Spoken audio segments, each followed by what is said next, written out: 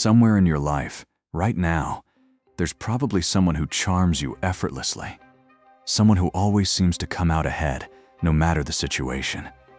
And somehow, you can never catch them doing anything wrong, even when everything around them keeps quietly falling apart for everyone else.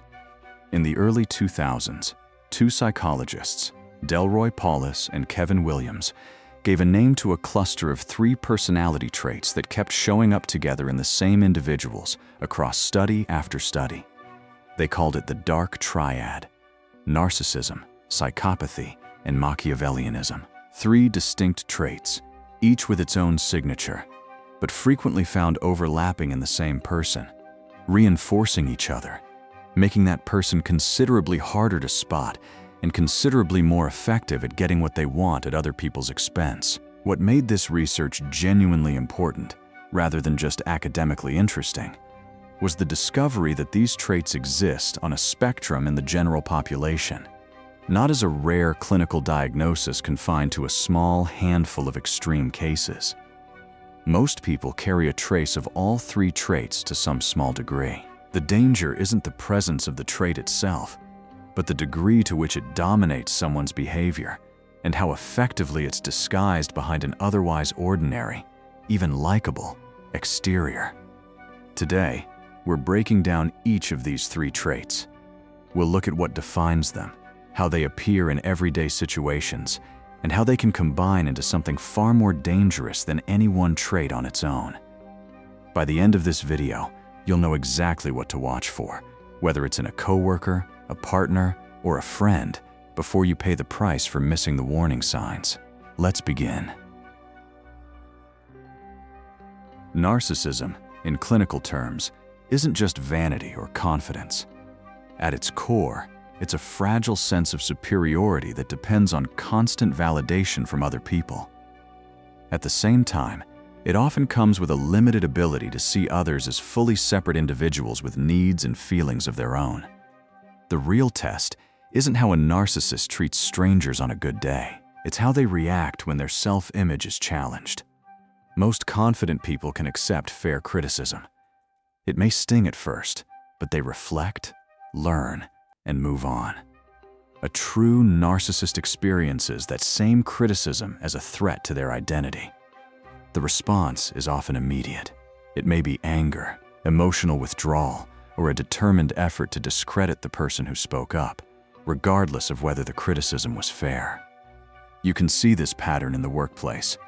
A team project succeeds, and the narcissistic team leader makes sure the credit points back to them, whether they earned it or not. But when the project fails, the blame shifts just as quickly. It's the team, the vendor. Poor communication, unclear instructions, anyone but themselves. This isn't always a deliberate lie. Many narcissists genuinely believe their own version of events because accepting responsibility would threaten the image they've built of themselves. The same pattern often appears in relationships. In the beginning, they can be incredibly charming, attentive, and affectionate. This stage is often called love bombing. But once the relationship feels secure, that warmth gradually fades. Even gentle, well-intentioned criticism is met with defensiveness or outrage instead of reflection. And praise is never enough. No matter how much admiration they receive, they continue to seek more because their sense of self was never built on a stable internal foundation. There's an important distinction worth making. The difference between confidence and narcissism is rarely obvious at first. It usually becomes clear only after repeated interactions. A genuinely confident person is comfortable letting someone else receive the credit. They're comfortable being wrong, and they're comfortable letting someone else be the center of attention. A narcissist experiences those same moments very differently. Each one feels like a small threat to their self-image. Over time, the people around them begin to adapt. They soften disagreements. They hand over credit. They steer conversations back toward the narcissist. Most of the time, they aren't even aware they're doing it. They simply learn that keeping the peace is easier than dealing with the reaction. This pattern can continue for years. It can shape families, friendships, and workplaces. Everyone quietly changes their behavior to protect one person's fragile ego. Often, no one recognizes the pattern until much later. There's another distinction that's just as important. Narcissism isn't the same as having a big ego. Many people enjoy recognition. Many people take pride in their achievements. Some even talk about themselves more than they should. That alone doesn't make someone a narcissist. The difference lies beneath the surface. Ordinary vanity is usually stable. Narcissism is fragile, and that fragility comes at a cost. A vain person may be irritating. A narcissist gradually reshapes the emotional environment around them. Over time, everyone learns to protect their ego instead of speaking honestly. Psychopathy is often misunderstood. In psychology, it has a much more specific meaning. At its core, psychopathy involves a profound lack of empathy. It also involves a persistent disregard for how one's actions affect other people. Many individuals with strong psychopathic traits are impulsive. They can also be highly charming. But that charm is often a tool. It's used to gain trust, influence people, or get what they want. Popular culture paints psychopaths as violent criminals. In reality, most never fit that stereotype. More often, they blend into everyday life. They can seem confident, charismatic, and completely ordinary. One common sign is an unusual ease with lying. For most people, lying creates stress. It changes their voice, their expression, or their body language. Someone with strong psychopathic traits may show none of those signs. They can lie with remarkable confidence because they feel very little internal discomfort. The same pattern appears in their relationships. One moment, they may seem deeply concerned about someone's problems. Only minutes later, they can act with complete indifference. Once that person's well-being no longer benefits them, the concern simply disappears. Researchers have also found something unexpected. Psychopathic traits appear more frequently in senior corporate leadership than in the general population. That doesn't mean psychopathy creates better leaders. It means certain traits can be mistaken for leadership.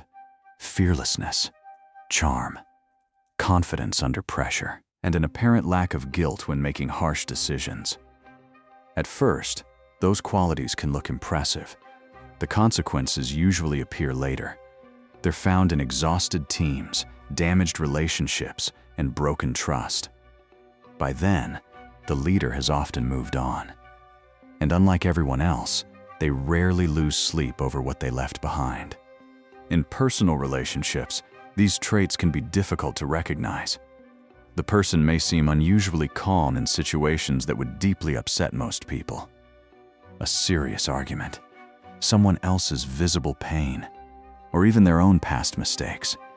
They often talk about those experiences without genuine remorse. Many are also skilled at reading emotional situations. They know exactly what people expect to hear, and they can deliver the perfect emotional response. The important difference is that the emotion is often performed, not felt. That's what makes psychopathy so difficult to recognize. The performance can look almost identical to genuine empathy. Only over time does the pattern become clear. Their words and actions stop matching, and the concern that once seemed real begins to disappear. There's another misconception that's worth clearing up. Most people with elevated psychopathic traits are not violent. Many never become violent at all.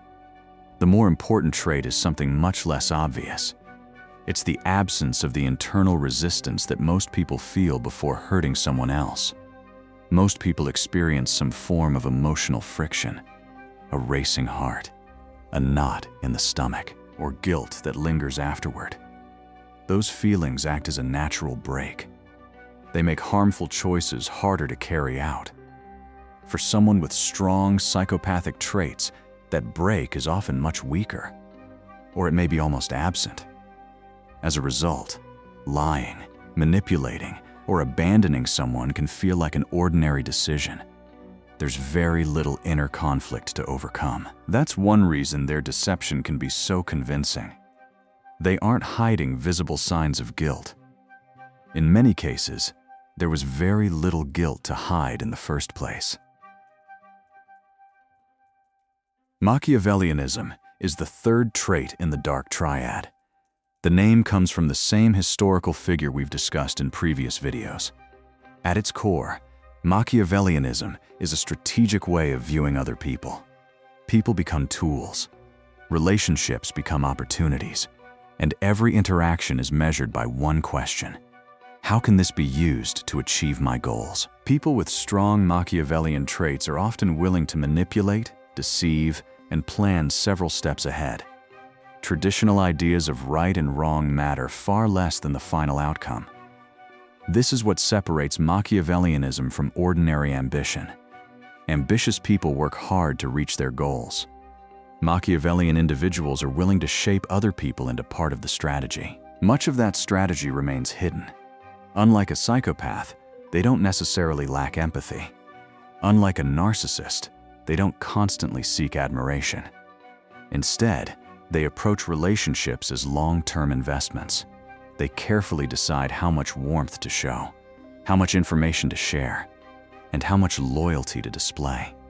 Every choice is guided by what serves their future interests. You can often see this pattern in the workplace. One colleague is consistently warm toward people with influence, managers, executives, or anyone who may become useful later. The very same person may be quietly dismissive toward coworkers who offer no obvious advantage. Once you notice the pattern, it's difficult to ignore. Another common behavior is collecting information, not out of curiosity, but for future leverage.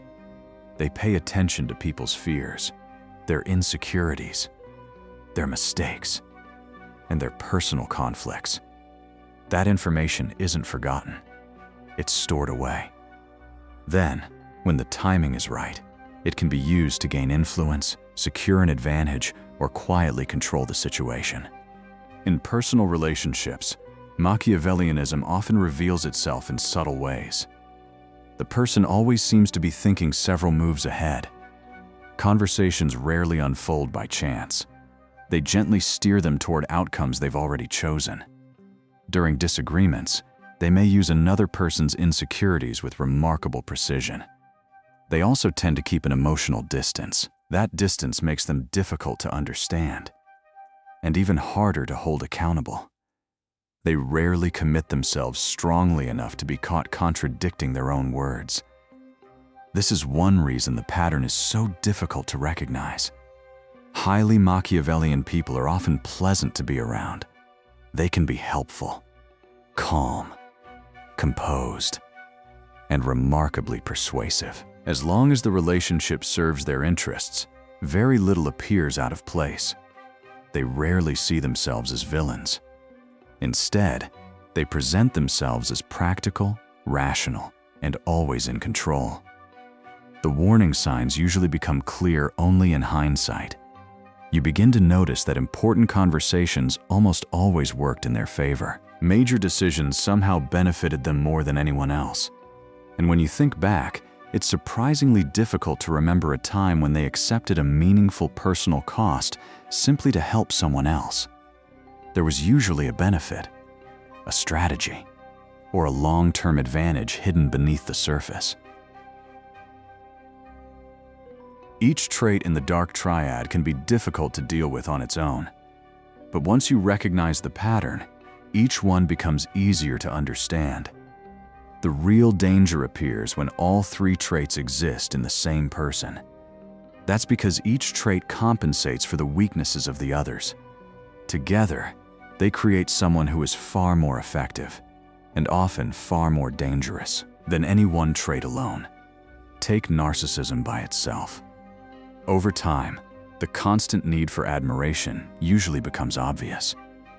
Eventually, people begin to pull away. Now combine narcissism with Machiavellianism. The need for admiration doesn't disappear. It's simply managed more carefully. The person knows when to seek attention and when to hold back. By the time the pattern becomes clear, the damage may already be done. The same is true for psychopathy. On its own, impulsive behavior often creates obvious consequences. Eventually, those consequences catch up.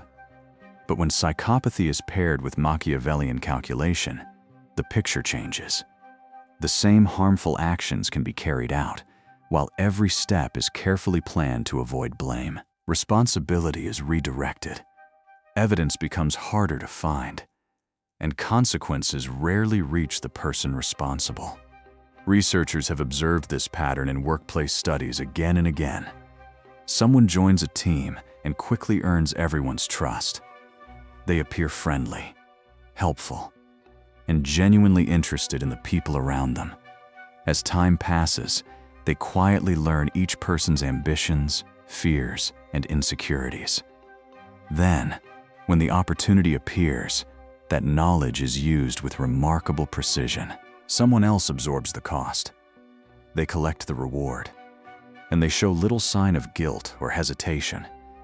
People who have worked with individuals like this often describe the same experience. At first, the person seemed genuinely likable. Looking back, the pattern was consistently harmful. That contradiction is what makes the Dark Triad so difficult to recognize. Each trait helps conceal the others, and together, they create a pattern that's far easier to experience than it is to identify. This combination also helps explain why people with all three traits can appear remarkably successful. Narcissism fuels constant self-promotion. Psychopathy removes the hesitation that stops most people from making harmful decisions. And Machiavellianism makes those decisions look calculated, controlled, and difficult to trace. Together, these traits create a powerful combination. The damage is carefully shifted onto other people. The credit is carefully claimed, and the public image often remains untouched by the private consequences. That doesn't mean successful people possess these traits. Most don't. But when someone high in all three enters an organization, a friendship, or a relationship, they're often the last person anyone suspects. By the time the pattern becomes obvious, the damage has usually been done. There's another reason this pattern can continue for so long. The people who recognize it first are often the first people pushed aside. Someone who raises concerns early may be labeled as difficult, or jealous, or overly sensitive. Those labels don't happen by accident. The narcissistic need to protect a flawless image makes criticism feel dangerous. The Machiavellian instinct for strategy turns that criticism into an opportunity. Instead of answering the concern, attention shifts to the person raising it. Their credibility is questioned. Their motives are doubted. And little by little, they're isolated from everyone else. By the time others begin comparing experiences, the full pattern finally becomes clear. Unfortunately, that realization often comes only after months, or even years, of unnecessary damage. None of these three traits can be identified from a single interaction. In fact, that's one reason they're so difficult to recognize. The pattern only becomes clear over time. If you know what to watch for, certain behaviors begin to repeat. Pay attention to how someone responds to fair and reasonable criticism. Not harsh criticism, not public embarrassment, just calm, constructive feedback. A disproportionate reaction can be more revealing than anything they say about themselves. Watch for intense anger, emotional withdrawal, or an immediate attempt to discredit the person offering the feedback. Notice whether their warmth changes with your usefulness. Are they attentive when they need something from you? Do they become noticeably distant once they don't? Patterns like these are worth paying attention to. Listen carefully to how they describe past conflicts. Does every story end the same way? Are they always the reasonable person? Is everyone else always difficult, unstable, or impossible to deal with? One story proves very little. A repeated pattern may tell you much more. There's another sign that's easy to overlook. Some people always seem to have the perfect emotional response. They know exactly what to say, and they say it without hesitation. On its own, that doesn't prove anything. But when it appears alongside other warning signs, it deserves a closer look.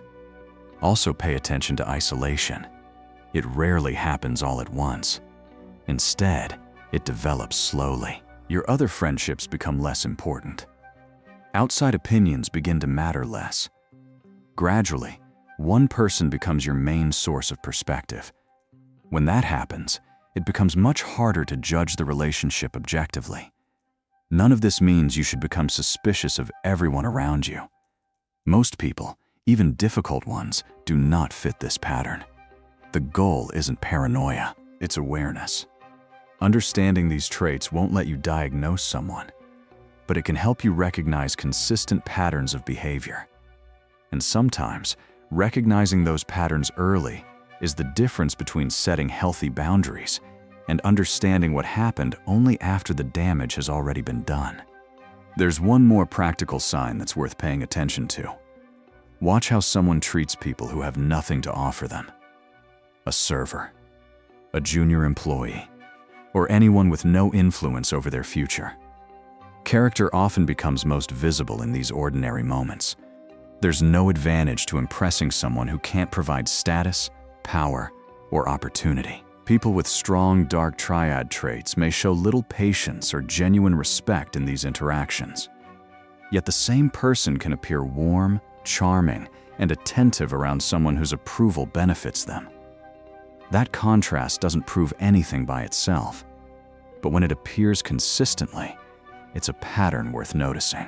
This simple habit can help you see past performed charm before it has the chance to influence your judgment. There's one final thing to pay attention to: your own experience, not just their behavior.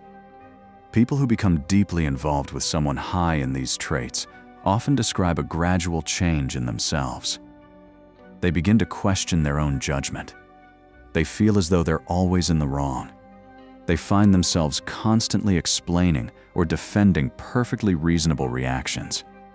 Over time, they trust their own perception less and less. If you notice that pattern developing around one particular person, don't dismiss it immediately. Treat it as information. Not proof, but information that's worth taking seriously. Sometimes the growing sense of confusion is itself an important signal. Long before you can clearly explain what's happening, your experience may already be telling you that something isn't right. Here's the thread connecting all three traits. On their own, each one may simply create a person who is difficult, manipulative, or deeply self-centered. But together, they become something far more powerful. Narcissism brings a constant need for admiration.